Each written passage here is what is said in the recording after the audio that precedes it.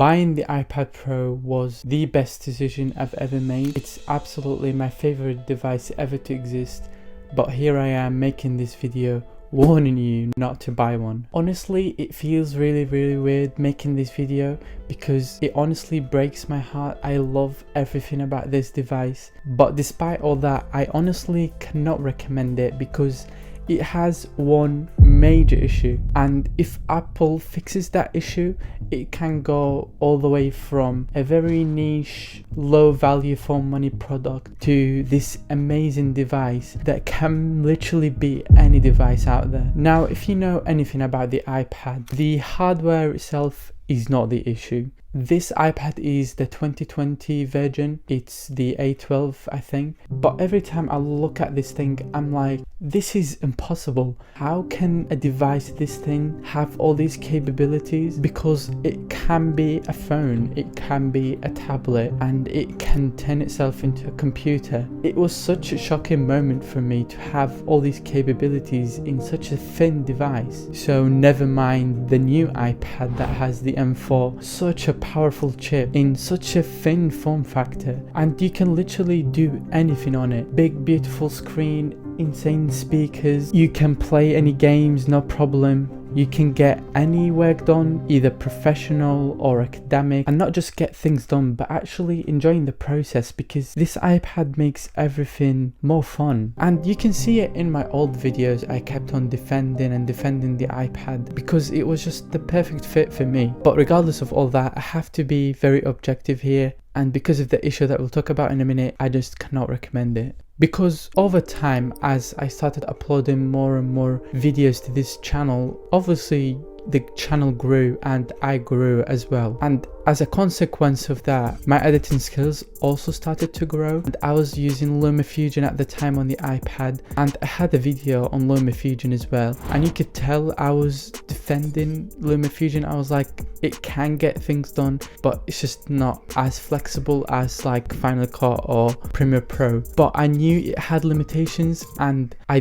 don't like having limitations, and I was like, Apple offers a free version of Final Cut just to try it. So my brother had a Mac and I was like, I'll just try it, I'll give it a shot. And holy shit, the difference is insane. You get so much freedom, and the level of editing that you can achieve on a Mac is just vastly different to what you can do on an iPad. And I know what you're gonna say, not everyone is a YouTuber, but in the same way that I grew and needed my device to be able to keep up with the level of improvements that I'm making, you will also grow in your own way. You might achieve levels where your iPad cannot keep up with you, and that's not a good thing when the device costs so much as $2,000. And I know what you're gonna say, there is DaVinci Resolve, and then when that was released a couple of years later, there was Final Cut. But even though everyone was saying the iPad's issue is the fact that it doesn't have Final Cut and you can't use it as a professional device, Final Cut was not the issue with the iPad. The real issue that prevents this device from breaking through the whole market is the fact that it's just too good for its time, and Apple cannot keep up with it because the hardware is just incredible. And if you just see any review online, everyone says that the hardware is just the best on any device. But what's missing is the software, because although the iPad might have some professional apps, they might not be as capable, and also the general experience of day-to-day life and day-to-day tasks is just way more frustrating. And I feel like Apple only includes features or updates the iPad only to the point where it makes people shut up, but it doesn't go all the way to what the iPad is actually capable of. Because if they do, they would just bring macOS into the iPad, and the iPad will be the best thing ever.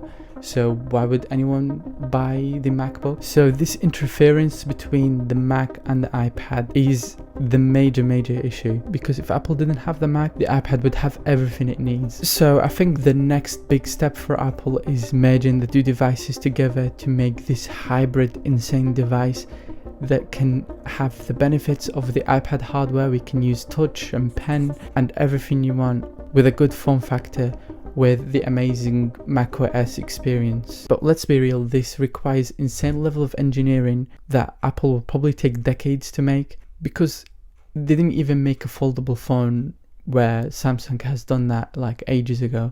So I don't see a hybrid iPad and MacBook together anytime soon. So until that comes out, I just cannot recommend the iPad as a full-on device that will take care of any task you want. Because you realize the issue when you actually get a MacBook, it's so much freedom. Let's say I want to try all the video editors until I find the one I want, no problem.